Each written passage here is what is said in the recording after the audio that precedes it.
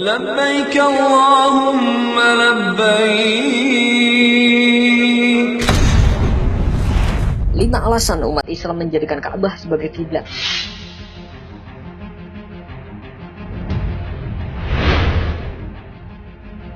Ka'bah adalah arah yang menjadi patokan umat muslim ketika melaksanakan sholat.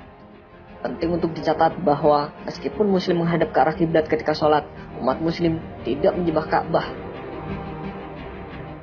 Muslim beribadah dan menyembah hanya kepada Allah. Hal ini disebutkan dalam surat Al-Baqarah ayat 144. قد نرى تقلب وجهك في السماء فلنولينك قبلة ترضاها فول وجهك شطر المسجد الحرام وحيث ما كنتم فولوا وجوهكم شطره وَإِنَّ الَّذِينَ أُوتُوا الْكِتَابَ لَيَعْلَمُونَ أَنَّهُ الْحَقُّ مِنْ رَبِّهِمْ وَمَا اللَّهُ بِغَافِلٍ عَمَّا يَعْمَلُونَ. Sungguh, kami sering melihat mukamu menengadah ke langit, maka sungguh kami akan memalingkan kamu kiblat yang kamu sukai. Palingkanlah mukamu ke arah Masjidil Haram, dan di mana saja kamu berada, palingkanlah mukamu ke arah. Dan sesungguhnya orang-orang Yahudi dan Nasrani yang diberi Alkitab, Taurat dan Injil memang mengetahui bahwa berpaling ke Masjidil Haram itu adalah benar dari Tuhannya. Dan Allah sekali-kali tidak lengah dari apa yang mereka kerjakan.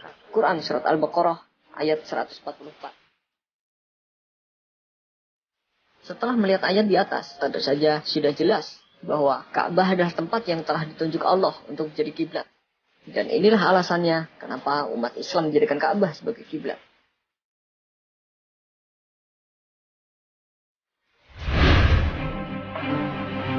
Islam ingin membina persatuan.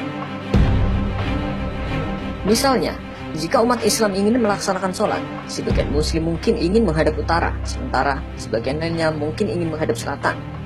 Dalam rangka untuk menyatukan umat Islam dalam ibadah dimanapun mereka berada, umat Islam diminta untuk menghadap hanya ke satu arah, yaitu ke arah Ka'bah. Jika sebagian muslim tinggal di sebelah barat Ka'bah, maka mereka akan menghadap ke timur. Demikian pula, jika mereka tinggal di sebelah timur dari Ka'bah, maka mereka akan menghadap ke barat.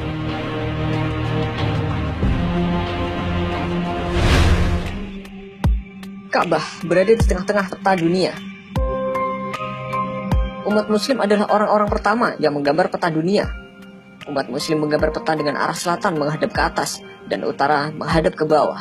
Dan Ka'bah berada di tengah-tengahnya. Pada masa kemudian, kartografer barat menggambarkan peta terbalik dengan utara menghadap ke atas dan selatan menghadap ke bawah. Meski begitu, Ka'bah tetap menjadi titik tengah dari peta dunia.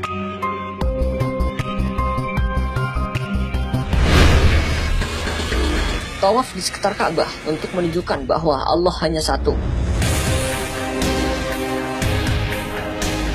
Ketika umat muslim pergi ke Masjidil Haram di Mekah, mereka melakukan tawaf dan memutari Ka'bah dalam bentuk lingkaran. Tindakan ini melambangkan keyakinan dan penyembahan terhadap Tuhan Yang Maha Esa. Hal ini karena sebagaimana lingkaran itu hanya memiliki satu titik tengah, dengan demikian juga hanya ada satu Allah yang layak disembah.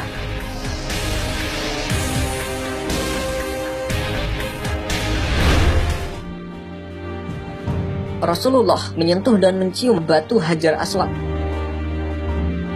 Mengenai batu hitam atau batu Hajar Aswad, ada hadis dari salah seorang sahabat terkenal Nabi, yaitu Umar bin Khattab. Menurut Sahih Bukhari, Umar bin Khattab radhiyallahu an, "Aku tahu bahwa engkau hanyalah batu yang tidak dapat memberi keuntungan atau mencelakakan. Seandainya aku tidak melihat Rasulullah menyentuh dan menciummu, aku tidak akan pernah menyentuh dan menciummu."